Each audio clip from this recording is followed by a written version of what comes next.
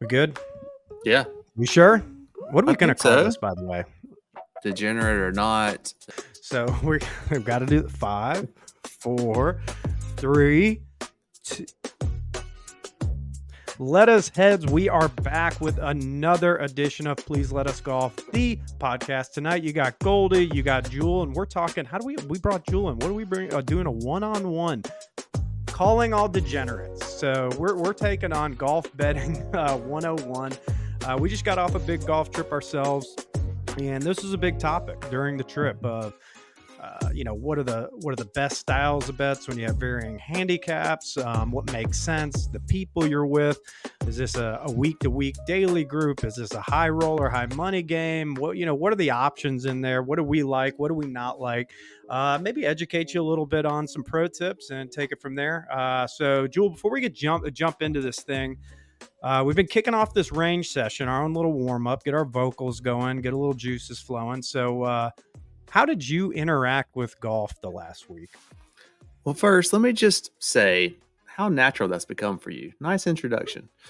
Um, Man, I tell you what, as you know, I'm on a bit of a sabbatical post Wisconsin. I am now Are 4 you on weeks your in without touching a club. 4 weeks, wow? I haven't touched a club. I haven't even gone down into the basement and putted. So I'm in a weird place right now, and I think it's good for me. The only way I interacted with golf this week was taking the clubs out of the car to pack for the beach. Oh Didn't watch wow. anything, didn't read Uh, anything. I'm pretty clean right now on golf. It's weird and I'm itching a little bit. I'm starting to Jones a bit. when's the Um, last time you've been on a 4 week hiatus? Man, I cannot tell you. I probably got hurt 10, 12 years ago. I don't know. I was also broke 12 years ago, so that probably was it. I gotcha. All right. Well, yeah, man, yeah, that's real talk right there. There's no fluff piece. Jewel is on a golf break, but he's breaking it down here. We're gonna still get into golf betting. I did a lot of family golf. Kid on that fall break here, and had the 5-year-old out at the golf course 3 times over 4 days, including Wow. earlier today. Not maybe not the best for personal practice sake, but he loves pitching. Don't call it chipping. He wants to pitch, and yeah, he's grinding. Got a little reel out there on the personal IG page, almost holding a 25-foot, 6 foot right to left snake there. So we're here for the family. Okay, so You're now making that we memories. yeah, now that we've teed up that you're such a good dad, going on vacations, putting the golf clubs away. I'm spending my critical fall days getting my 5-year-old out of the course. Let's transition into being complete degenerates. That's why we're here, right? So I think, man, when straight up, the first thing I would say is the pro tip of pro tips when it comes to golf betting is you need whatever the game is you choose, you have to validate what the rules are of that game, because no matter who you play with, it doesn't matter if they're entry level up to +5 handicaps. Everyone has slightly different interpretations. So we're going to break down some of the different games that we like to play, but I think universally, you need to know. You need to know, like, for instance, if you're playing Wolf, that whole par 5 thing, right? We're going to get into Wolf, but do you pick a partner after the tee shots, or do they do the fairway shots thing? If you're doing procs closest to the holes, or do you need to validate with a par or better, or do you not need to validate? If you're doing a team game, is the birdie go to the team, or does it go just to the individual and the whole win goes to the team? These things I can't tell you. I golf with some degenerates, and you'll be on the 8th hole and someone will go, "Oh, I thought birdies were solo today." So first thing I would say, my number one pro tip is whatever game you choose, validate those little interpretations, and especially if you have those add-ons. So before we get into the add-ons, Jewel, any top level pro tip you have when you're just getting into gambling at any level? I think you hit a lot of them, but there's a lot of strategy involved. And if you're playing a net game, which play a net game, um, you've got to know who's got shots. You've got to know, which guy's got on the par 5. Maybe he's got a shot coming up and he's been playing well. Like that is so important, especially when you're playing something like Wolf. But really going back to the beginning of what you were saying, you've got to know the rules and you've got to understand how the betting works from a dollar perspective, because in the end, that's what's most important in a betting game.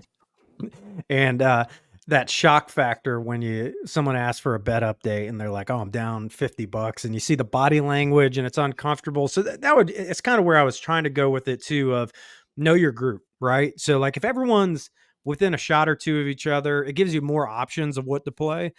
But if you are starting to get in to where somebody's getting three aside or five aside, simplify the game. So that would be my pro tip number two of there's nothing I hate more when you got six concurrent bets going on and you don't even know what's going on. You're right. So like it needs to be enough juice and enough skin in the game to make it interesting. Like, hey, I'm not here to do dollar dots unless you're playing hammer. That's a whole nother topic of degenerate losers out there.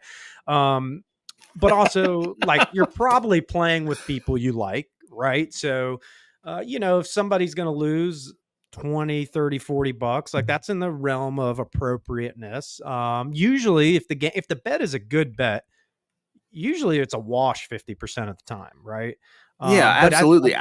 If I'm playing with you, I don't want to take $120 from you. I want to take 40, yeah, 35. That you feels you good. But have if I before. take, yeah, when I've taken 120, I almost ask, like, should I give it back? Like, do you want it? But, I think there is a fair line there. You don't want to go rob somebody, Well, but you're it trying is to a make good it a power fun game. move, the give back.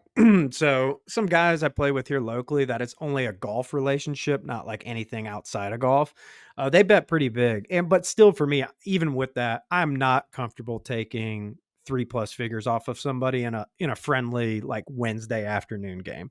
I get it, like you signed up for the bet, but like I've been on the bad side of those beats before. So, but it is kind of like a power move to be like, hey man, let's just call it 60 today, man. It was a great day to be out there. And, and then you feel good about yourself, but also like, you really alpha them at another level, right? Like, yeah, I didn't need the other $60. Um, but yeah, so I do think though that whole concept of simplifying the bet, that's one of my heartburns of, when you start getting into stuff like the add-ons, when you start talking about trash, that's commonly greenies, right? So you have greenies that greenies are procs on par threes. You have sandies. You have what else? You got barkies. This is hitting a tree. You got sneaks out there. Um, snake, three putt. Yeah, what you want? What are barkies and sneakies, dude? Yeah, I've so never so heard those terms. yeah, man, we're What? getting deep into it. So barkies You're in is if middle anybody hits. Georgia gambling on Yeah. a Wednesday. There's nothing else to do. Pine trees everywhere. Barkies, if you hit a tree at any point and you par or better the hole, it's called a barkie. We've had triple barkies out there where someone, hits it in the pine off the trees and it, double hits. They try to punch out, hits the tree coming out, and they get up and down for par. So triple barkies out there. Sneaks are kind of like, that's just an up and down bet. Like if you miss the green, you get up and down, you play sneaks. That's the lamest of them, but I have been in games with that before too. But you got to be careful that junk can add up, dude. You have buddies you play with where they're like, you want to do junk? I'm like, hey, it's your home course, whatever. And you get done and they're like, oh, well, there was this. This goes back to clarifying the rules. Well, there was a junk multiplier, right? Like you did a sandy barky sneak back to back to back, and that quadrupled the bet. You're like, what the fuck? How was I supposed to know that? So definitely careful on the junk add-on bets. Again, I'm a simple guy. I like betting the holes. Birdies are better. Birdies, eagles, you get bonus dots, and closest to the pin on par threes. I don't personally care for sandies, barkies, any of that other stuff. It's just another look. The scorecard's getting crazy. It's hard enough to maintain. And to your point, you got to think when you're given shots. Um, that's a complexity already in the scorekeeping. And it's like, do you really want to you get done and you spend 20 minutes adding it up? It's kind of just nice to know. I can't handle this whole barkies and sneakies thing. It's tripping me out. Dude, Conrad, man, Connie, he triple barking me the first time we ever did it. And I was like, fuck this. What is And then the amateur, the average amateur up and down percentage? You think it's somewhere around 40? for guys we play with, I would average in terms of like the 15 handicapper, probably less than that. But for single digits, maybe like 30-ish to 40. Okay.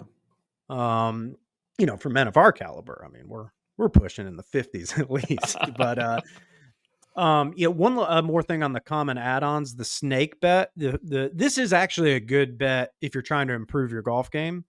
It's not good for pace of play. It's not a great vacation bet, but your week to week games, snake bet, 3-putt bet, whatever you want to call it, you can do it a couple different ways to where you can have like a dollar amount or an amount that doubles every time someone has a 3-putt. And then if you're the last person with a 3-putt, you owe that out.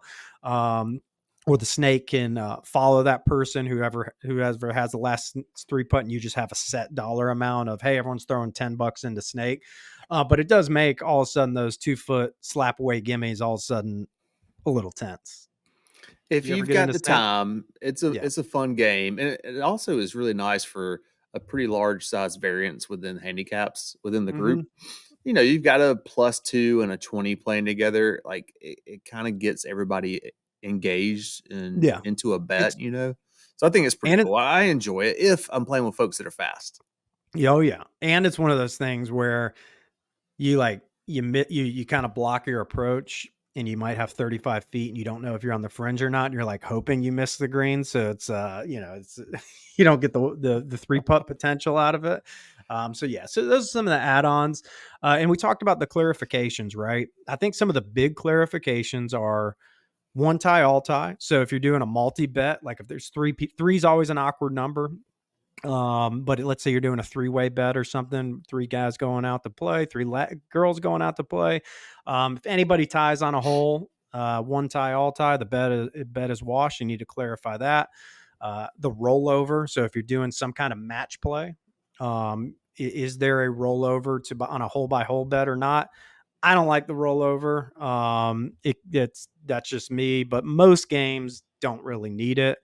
The press. Okay, let's talk about the press for a second, because I have people at each other's throats. I'm just the middleman here. I'm people are telling me like I'm an idiot on my interpretation, and I'm like, I'm just asking the question. I don't care either way.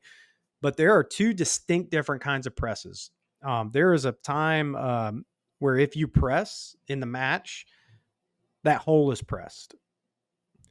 Then there's people that play that if you press at any time of the match, the rest of the match is pressed there on out. And if anyone presses, it's pressed beyond that.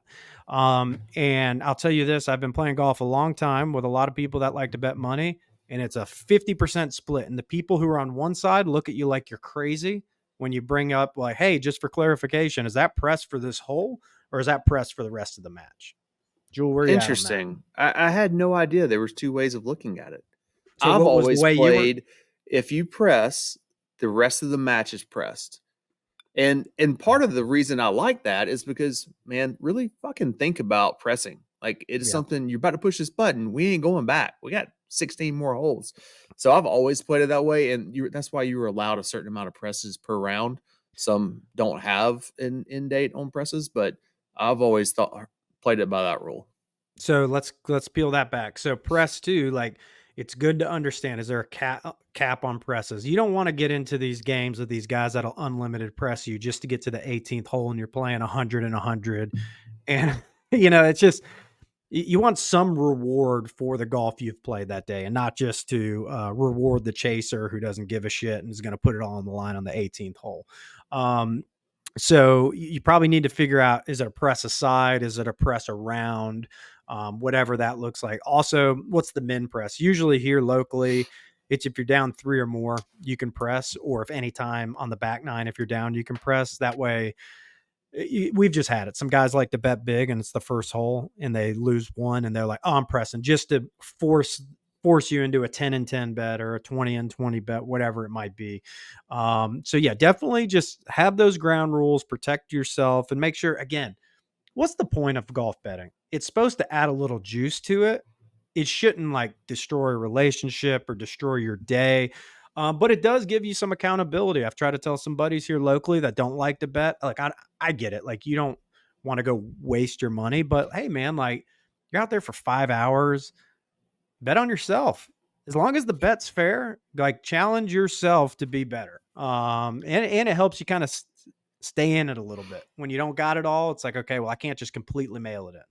It can help you get prepared for tournament play, match play. I mean, I would say, the pressing until the last hole to make that last hole $400 so that I end up making a bogey and I lose.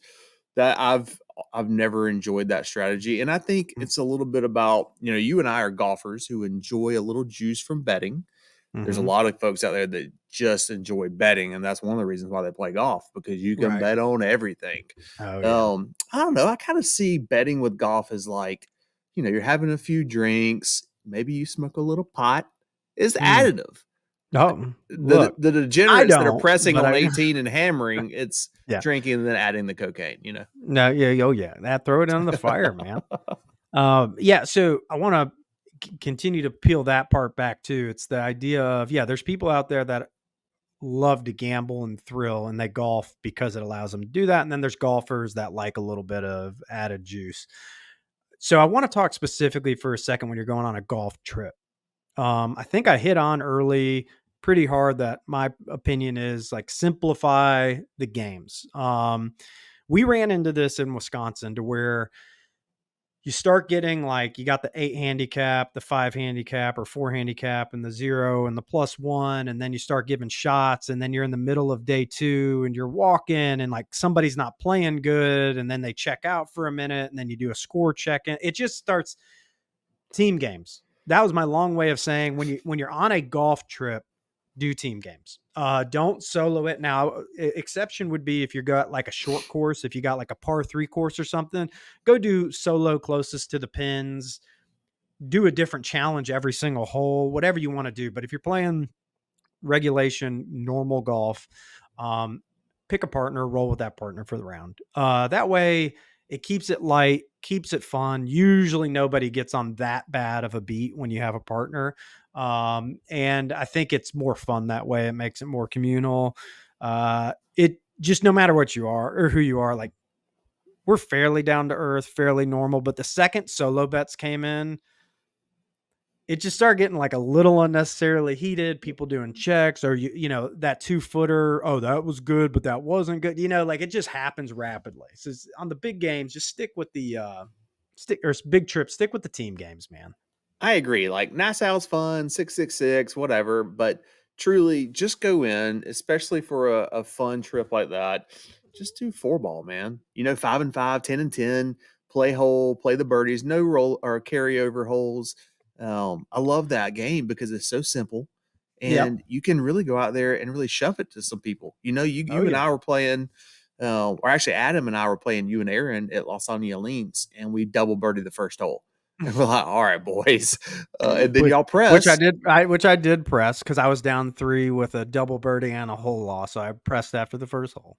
You did, but then we came back on the third hole with another double birdie, and that's a ton of fun, man. You really get to shove it a little bit, and I Yeah. think it's just the cleanest, most simple game, and you don't really need to add any more. Like add proxies to that if you want a little extra juice. I'm Yeah. That's always all up we for that. That did. sounds perfect. Yeah, I do think at one point it was like the 12th or 13th hole, uh, where I 3-putted after having the procs, and I lost the procs on a par 3.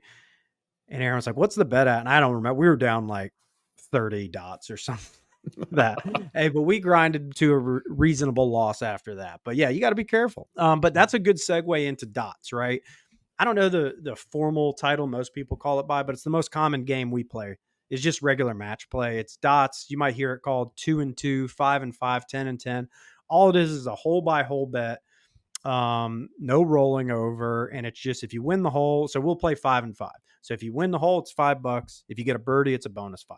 So it's a dot. It's $5 for winning a hole. If you birdie it, it's another dot. If you eagle it, it's a double dot. And you can do that any increment. You could do dollars. You could do $2, 5, 10, whatever you want. But to me, it's the easiest game. It's simple. It's match play, the best form of golf. And I think it kind of keeps you the most locked in. It's the easiest to track. It's the easiest to press. It's the easiest to give handy or strokes to, because you can also too, like, let's say you got that guy you don't play with a lot and they have the 8 handicap and you're like, man, I've seen this 7 guy post 74 4 times in the last month and not, or shoot it, but not post it. Okay, so you're a scratch. They're an 8. Okay, you're getting 8 shots. Okay, we'll give you 4 on the front, but we have the opportunity to adjust on the back, right? So if You can maybe adjust to 3 on the back or 2 on the back. And if you're playing with a normal group of people, all of that is in the realm of reasonableness. If they're a dick, then that's probably your signal. You don't need to be playing with them anymore. That's right. And how many times have you been paired with the 6 handicap that shoots a 94? And you're like, Mm. God, gosh, bro, I just shot 69 and we just lost $120. But flip side, right? I went into the golf ego side. The flip side of that, it protects the handicap player too. Of okay, I'm an 8, but guys, I'm kind of a vanity 8. It's my home course. I've played twice in the last 3 months. Okay, we'll give you 4 on the front, and if you're getting your doors, kicked in, we can adjust to 6 on the back or whatever it is. So, it's again supposed to be fun. So that's kind of the standard game we play is probably that the dots, the 5 and 5. Um, let's talk about Wolf for a second. So I used to Thanks. love Wolf, and then I kind of went away from it. But it's not because I don't like it. I just think Wolf really requires you to either be at a and you feel free to go into this. So we played the Sandbox at Sand Valley, one of the greatest short courses you're going to play in the world. Perfect game for that. Like it's you don't even really need to assign shots. You're hitting these crazy flip wedges. Everybody's got opportunities to go for broke. It's not, again, these are 40 to 140 yard holes. But if you're playing regulation golf, it's really hard to play Wolf unless everyone is at like a similar playing level. That's where I kind of net out on it. What are your thoughts? I, similar. I loved it growing up. I moved away from it. I'm kind of back though. I really am enjoying Wolf of late, playing with 8 and 14 handicaps because I may choose them to maybe on a heater. Adam in Wisconsin was on a heater the whole time, and I chose Yeah. him a decent amount, and I would have chosen him a lot. But I mean, I really enjoy the game because it really brings a lot of variety into play, and you have control of your destiny for that hole once every 4 holes, Yeah. as long as it's a foursome. Should And we I do a really quick enjoy that drive by part. on? Should we do a quick drive by on the rules of that one? Might be over a couple people's heads. And it has been that with some folks I've played with lately, like they had not heard of the game or not played it. And there was a lot of conversation to start the matches like, hey, how are you guys playing it this way? How are you Yeah, guys playing it this way? Like the par 5 scenario you mentioned earlier, a lot of people don't play. You choose on the second shot, you choose on the yeah, tee box. right. And I've kind of evolved into playing it that way as well. Yeah, I think Wolf sounds complicated, but it's super simple. We're about to test that theory audibly, but when you play a hole, it's super simple. But anyways, you got 4 guys. You establish a rotation before you play. 1, 2, 3, 4. You stay that rotation through 16 holes. So everybody, if I'm 1, Jules 2, and you got a third and a 4, I'm teeing off on the first hole first. I'm teeing off last on the second hole, third to last on the third, second to last on the fourth. Then I restart as I'm first on the fifth, no matter what, for the first 16 holes. What that does is you are the wolf. When you own the tee box, you have options. You can call wolf before you tee off, and that, depending on your rule, either triples or quadruples the bet. Meaning, if you're doing dollar dots, and I'm first hole, like I'm wolfing, I'm playing all y'all. I have just now quadrupled the bet. I'm paying my 4 dots against all 3 of them, so I can win 12 or I can lose 12 dots. That usually is not the case right out of the gates. But the real spirit of Wolf is you tee off and you're trying to find a partner on the next 3. So second guy tees off, you like it, you can choose them as a partner. You're not sure, the third person tees off, you can't go back and choose number 2. You got to choose number 3. You pass them on to number 4. You got to choose them. You have 2 other decision points. Technically, you could tee off. It's usually on a par 3, right? Let's say you got a par 3, you're the wolf. You hit it to 12 feet and you go, I'm wolfing. It doesn't quadruple the bet because you got to see your own tee shot, but it doubles the bet versus the rest of the group. Or you could say, hey, I hit it to 20 feet. I want to see the other guys hit. Nobody hits it inside of you. You go, I'm still wolfing. It doesn't multiply the bet, but you can still solo versus the group. So that sounded like a lot of words and it sounds complicated, but it really is pretty simple. It's really the par 3s is usually where someone's wolfing. or you get to the 17th and 18th hole. The only difference is, so you played those first 16 in the rotation of 1 to 4. You get to 17, you do inverse order of who's losing. So that person has the opportunity to kind of get ahead on 17 and 18. So, Jule, as someone listening, did that just go, that was too many words? I mean, it was a lot of words, It but it was was, pretty good. You summed it but up well. it's very easy to play. It just seems hard to describe. Wolf is okay, first off, you did a great job of explaining the game. Secondly, Wolf is a game that here the problem with Wolf is that 4 people need to be truly engaged in the game. If one person or 2 people are not, it ruins it. Right. And you can play with 5, you can play with 3, but really You you can do want wolf with 4. 5. You can do wolf with 5. 3 is And kind of they'll, ridiculous, but yeah, 5's 3. 5's kind of fun, but 4 is your ideal number. But it's like going to a couple's or just a dinner party with 4 people. You're going to play a board game that night, and it's thought provoking. You've got Yeah. to be engaged, or the game's over. Yeah. And we were not engaged in Wisconsin. Yeah. It's not a good bet when you're trying to like capture some content and film and you go, oh, fuck, I was the wolf that hole and didn't choose anyone. But it's a great game. Your local clubs, playing with buddies. 5, I forgot to mention 5. The only difference with 5, instead of doing 4 rotations of 4 to the 16th, you do 3 rotations of 5 to the 15th, and then you adjust for 16, 17, 18. But also it's a little hard. But like basically Wolf kind of puts you in the advantage when you're doing 2v2. But when you're doing Wolf with 5, it kind of puts you in it's higher risk, more reward, but it almost puts you in the disadvantage when you're the Wolf, because then you are best case playing 2v3 when it's your hole. But again, it's fun. Like it makes you step up, and you can take advantage of it if you can lock in on your holes.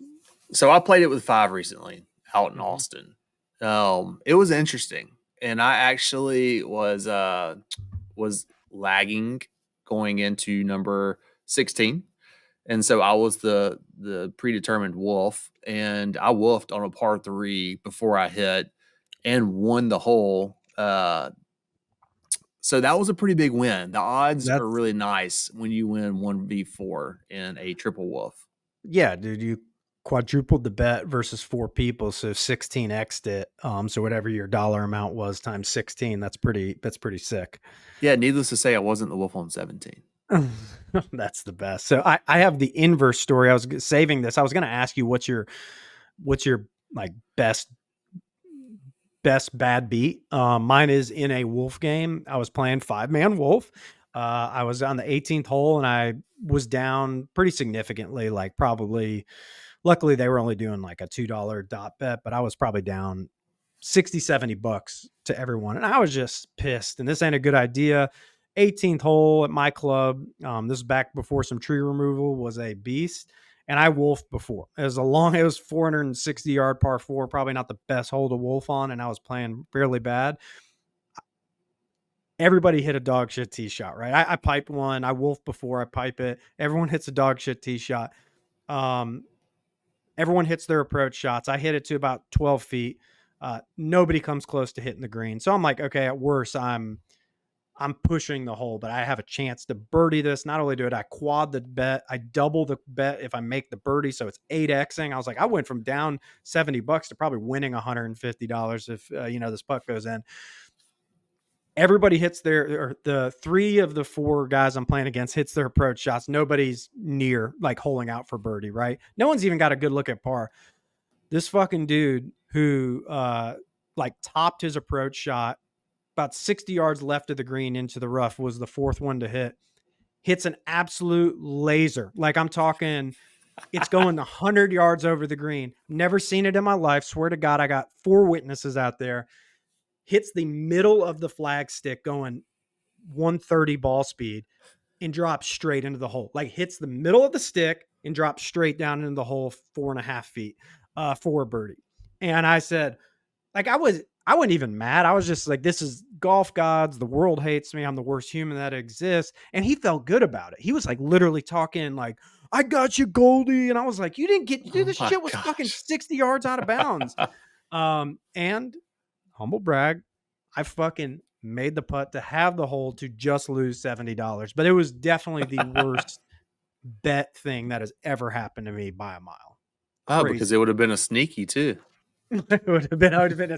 Oh, you forgot. Luckily, the sneak wasn't on, dude. That would have been tough. Probably would have been a Barkey though, where his second shot went anyways. So, you have any stories of like a bad beat or a great win? Well, I just told you a great win. Oh, well, that was a great And, win. and Yeah. it was very good. And you know what? I will say, just to add into that one just a little bit, that par three, it was directly into the wind. I mean, this was Mm-hmm. only a month ago, so I remember it. I'd played like crap all day, and we were going to Wisconsin the next day. And I mean, I just hit this perfect 195-yard flighted 6-iron to 12 feet. Mm. So it was a feel good moment. It made me feel like, all right, I'm about to go to Wisconsin and play some good golf. I played okay after that, but it Yeah, was kind of a dude. feel good moment. That's all. That's all you live for, man. It's just the moments in Just golf. that feel. It's just a little bit of the feel and the juice. What other games out there do the lettuce heads need to know? But we've tackled this pretty hard. This has been good. There's not any more games they need to know. They need Well, to keep for it simple what and about quit the being guys that get degenerates. out there with three? So that's always the one of I think comes up of like, what do you do with three? And to be honest, there's not a lot of good options. Six. I mean, not 666, but just dots. 1v1v1, one tie all tie is probably That's the best play. Everybody goes on a handicap.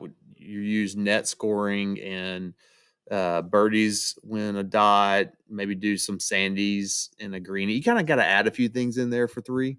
yeah. That's where I could So see you doing some of the bar keys and that's a good sneakies. point. Yeah. So do some sneakies, some barkies. Yeah. Yeah. Maybe spruce it up a little when you got the three. Okay, let me do a throwback here.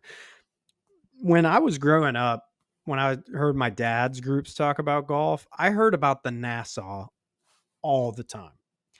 You never hear about the Nassau anymore. So the Nassau is just basically a front nine, back nine total bet.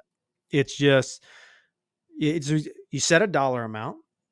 It's hey, we're doing a $10 Nassau. You've probably heard that before. You've probably been like, oh, what's the 10? And you're like, yeah, sure, $10 Nassau. All it means is whoever wins the front, it's $10. Whoever wins the back, it's $10. And the overall winner, it's another $10. So it's a $30 bet.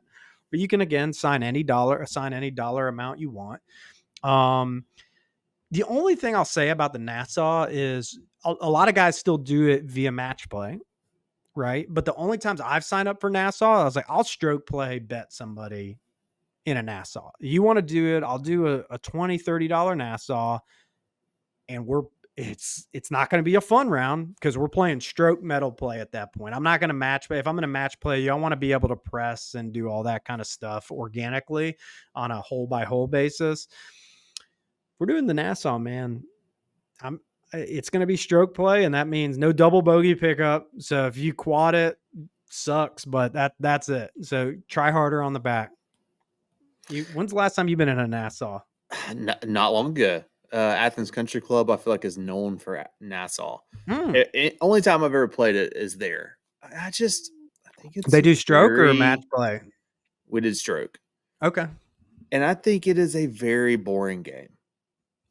I don't know, man. I'm not a fan. There's not and maybe this is bad for me saying this, degenerate level, there's not enough juice. Yeah.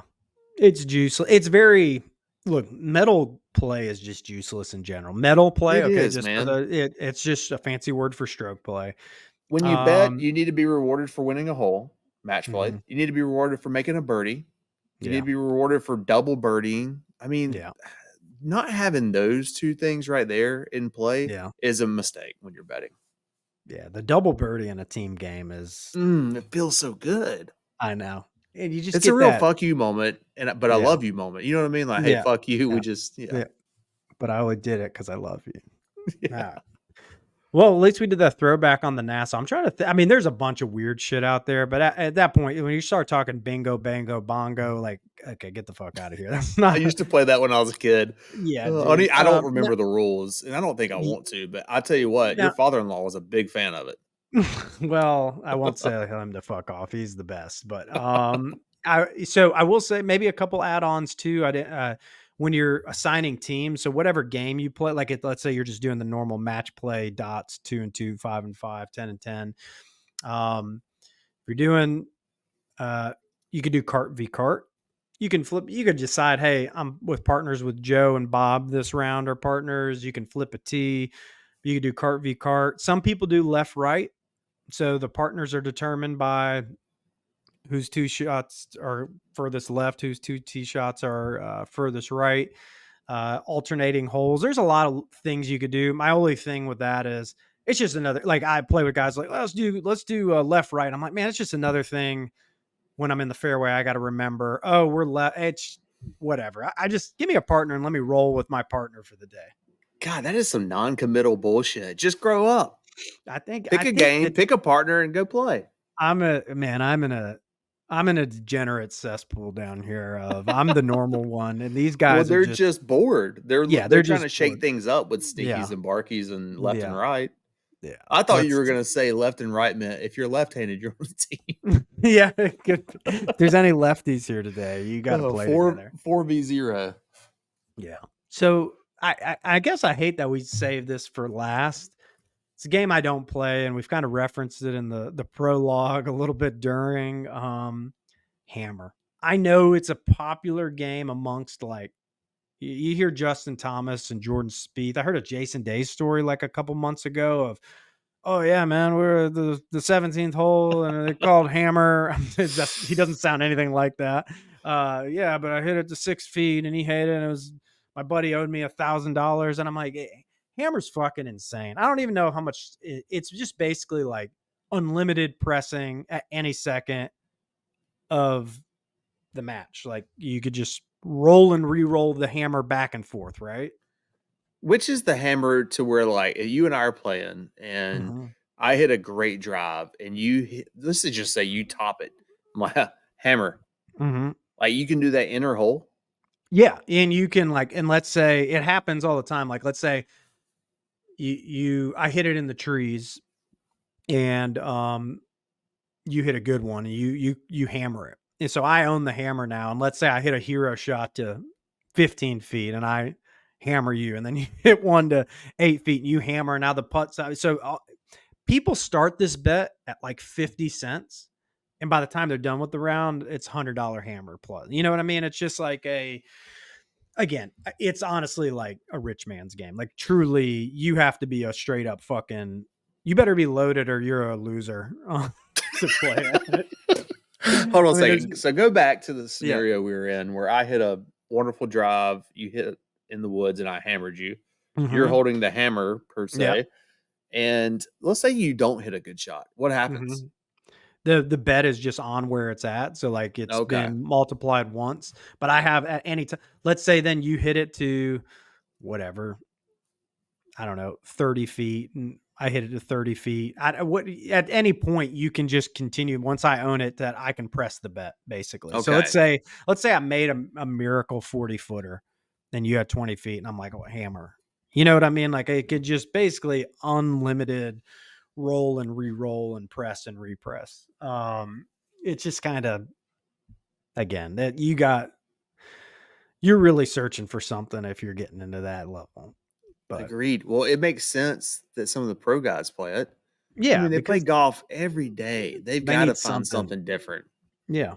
Where else they would probably hate it. You know, it's not fun.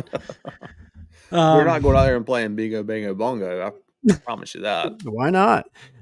So yeah, I think you could play that on Tiger Woods. Aaron would like bingo, bango, bongo. Big bingo bang. Adam used to always talk about it. We're playing a little bingo, bango, bongo today. I'm like, nah, man, hard pass. But all right, Jule. So that's a pretty good comprehensive rundown golf betting. I think we called it 101, but that really got into some 201, 301 level stuff. Top level, keep it simple, keep it fun, know your audience. For the cheapos out there, if you're going to golf and you want to be with a good group, you're going to have to be willing to risk a few bucks. For the degenerates out there, probably recognize that not everybody wants to lose 50 plus bucks every time they go play golf. Keep the bets fair, keep the bets fun. understand if it's a week-to-week game or you're on a trip, what your options are. Be flexible with it. Jule, closing thoughts. Our resident degenerate relative to everybody else. Anything we missed? Yeah, there's a big variance there too. Yeah, pay for birdies. Don't roll it over. Play net. Enjoy yourself. And if you're gonna play wolf, really dig in and get engaged. That seems like a personal shot. I was the one that fucked up wolf on the trip. So, all right, guys, this was a good one. We got quite a few more coming down the pike. We might have pipe. Might have just made that up. I think we might have a special one. Yeah, No, half pipe. Half pike. There you go. Maybe a special Halloween episode. We still got more to break down in Wisconsin. We're still debriefing from Erin Hills, but we're going to do Sand Valley Resort. We're going to do Lasonia Links, a little let us rank of everything from that. Other than that, guys, this was fun. Hope you learned something. Hope you win some money. Hope you don't lose too much. And as always, stay club. And for Adam, comment, like, subscribe. Space filler. Space. Awesome. Cool.